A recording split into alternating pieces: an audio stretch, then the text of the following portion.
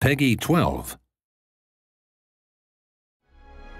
Hi, I'm Scott Amos, the executive producer of Lara Croft and the Temple of Osiris, the sequel to the award-winning Lara Croft and the Guardian of Light from Crystal Dynamics. Today I'm joined by three of our devs. Hi, I'm Alicia Thayer, I'm a designer. Hi, Will Kerslake, lead designer. I'm Robert Chivek, the producer.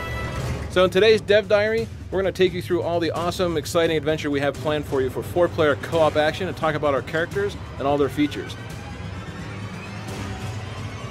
But looking back at Guardian of Light, it was an instant classic when it shipped. It was one of those things that people got together and said, this is an amazing 2-player co-op digital experience. That was the inspiration and the blueprint for us to say, how do we push ourselves further for Temple of Osiris? How do we get to a 4-player game? How do we go with more characters online, with more craziness, with more exotic gameplay?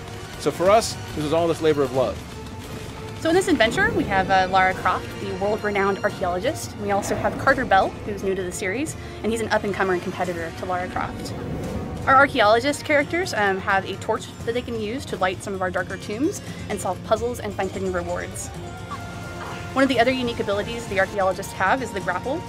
With this, they can swing over chasms, create rope bridges, and use it to help friends traverse dangerous spaces. Next up, we have Isis and Horus. These are the Egyptian gods that are joining Lara and Carter in this new adventure, and they have their own unique abilities. With the staff, they can affect glyphs in the world, moving objects up and down and interacting with anything that has these special markings.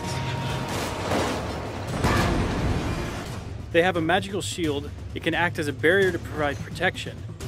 The shield can also be used as a stepstone, allowing other players access to difficult-to-reach places.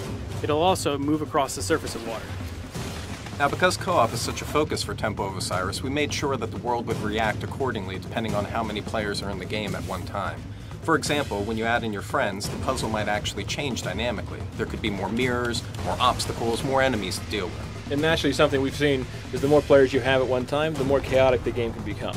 So you'll start competing for loot, but you also start griefing your buddies, kind of that competition angle. Oh, definitely. So as you're going through on this adventure and you're playing with 4-player co-op, you might be, going through the world, dropping bombs on your friends, accidentally dropping them into spike pits. Nice. Accidentally. Huh? Accidentally, Yeah. Right. Yeah, we've seen Robert. If you guys ever play with Robert online, be careful. He will drop you in a spike pit, as you can see here from this footage we captured earlier today. But the point is it gets crazy hectic, right? Right, and one of the great things is, you have to work as a team in order to defeat bosses and everything, but you'll notice that there's gems that will be dropping throughout the world. Right, and the gems are actually part of our loot system. Yeah, so the gems, each individually, players collect gems. Now, weapons and things, and to beat the puzzles within the game world, you do have to work together, but the gems are unique to your character, and you want to collect as many as possible. And the cool thing is, when you get to the end of a tomb, there's all these treasure chests that you could open, and you could use them to unlock powerful new rings and amulets, weapons, and costumes for your player. And the chests are different costs based off of the type of loot that you can get from them, so the more gems you have, the cooler loot you get. The more people you have, the better the loot will become, and you can start seeing just the crazy way you can outfit your character, both customizing with rings for yourself and then amulets that you share with the team. The rings themselves are things that personally affect your character. Lets you move faster, have a bigger bomb, that sort of thing. Whereas the amulets are shared between the teammates, which is really important. So for example, if I have a spread shot, which lets me shoot all these different directions, and Robert here has flame shots, now all of a sudden we have spread flame shots if we're both powered up. So you learn how to get a team to work together to maximize your firepower. Alright, so that gives you a very quick look over everything that we're doing for Lara Croft and Temple of Osiris. 4-player couch online mix and match, drop in, drop out, and drop your friends into spike pits. From our side, this is all about working together as a team, but also competing together as a team.